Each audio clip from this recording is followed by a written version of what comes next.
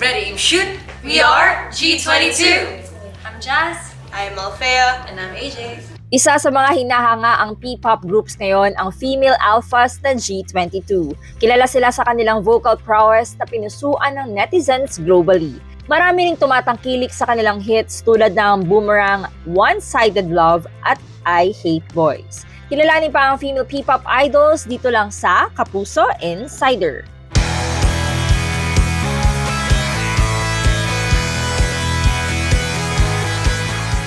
Noong April 2024, pinamalas ng G22 ang world-class talent ng mga Pinoy sa isang Chinese reality program. Marami ang humanga sa kanilang performance, pati na ang EXO-member na si Lay. Kakaiba. Grabe yung production. Yes, grabe yung both pressure and excitement.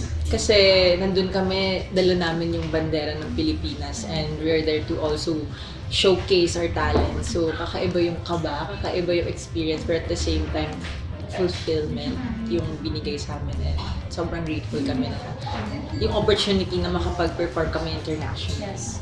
Para sa amin lahat, it's a memorable experience. We'll never forget. And it was our first out of the country. So, like, it really grounded us and really pushed us to be there and do better and train harder. And so, I think that was like really the start of like, oh my gosh, Yeah. we're slowly doing bigger and greater things and crossing off things on our bucket list. Para siyang yung hinila mong pababa na ball. Tas Yes. pag, Like an avalanche. yeah. Inamin din ng female alphas na hindi biro ang kanilang karanasan sa naturang bansa. Papunta pa lang po kami nung China. Meron na po agad mga problems sa papers. Yung visa po namin, the day lang dumating, so we're not even sure kung makakatuloy po ba kami Yes. makapunta ng China. And then, natulog po kami sa airport. Tuloy kami sa lapag. Sa Lapag Airport. Tapos, mali pa pala yung terminal namin kasi mali po yung nabigay sa amin nung So, naghabol kami. yeah, so nagapol kami, mga 30 minutes na lang lilipad na po yung airplane, maling terminal pa kami. Nasa China na po kami nun. So, may language barrier then.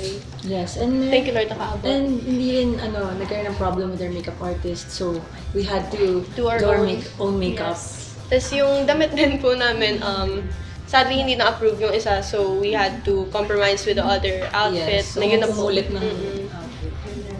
But we were just like overlooking Yeah. everything dahil sobrang excited kami. And like it was our first time like with that grand of a production and yung mga tao that we're meeting.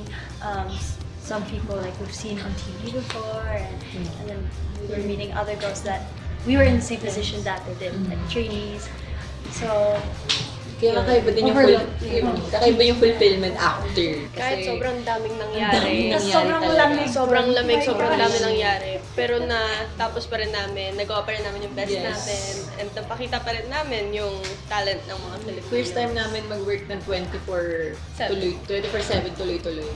Kasi may camera sa loob ng house. So parang feeling namin, work pa rin kami. Ganun. Dahil sa mga suporta na natatanggap nila globally, labis ang dedikasyon ng G22 na ipresenta ang P-pop worldwide. it really pushes us kasi tumaas yung standard. Like, for ourselves din, like, tumaas yung standard sa sarili namin. Kasi syempre, every performance we want to do better than the last. And, ayun, it's really, also, hindi lang nagpo-push, but it's also humbling experience na, shucks, that's happening, we're doing that. And I believe that P-pop and G22 is limitless. I mean, that's one of our core statements. So there's really more pa to go. Yeah.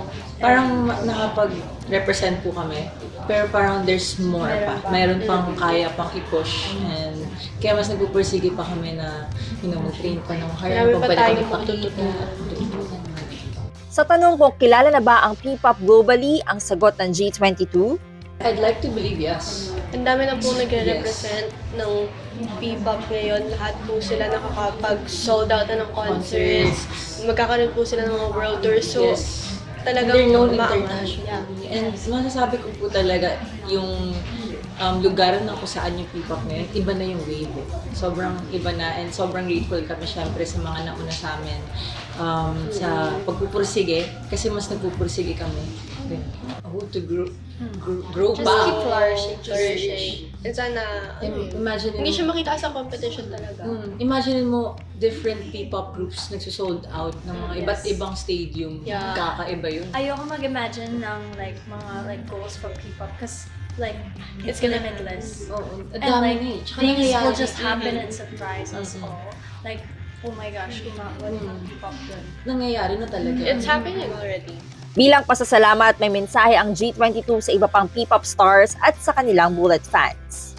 For P-pop artists, thank you dahil lumalaban ka. Wow! Grabe.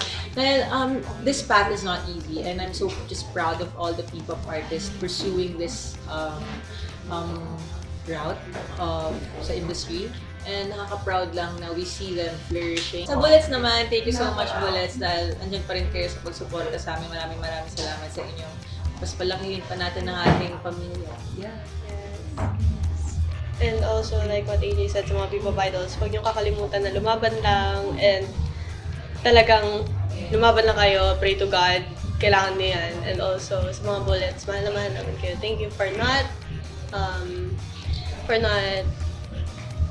Leaving. leaving us, for staying with us. Ayun po.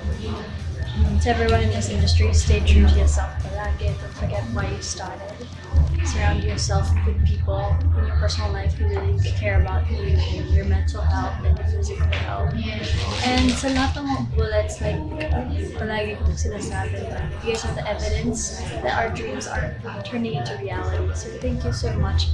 We love you genuinely and you really uplift us.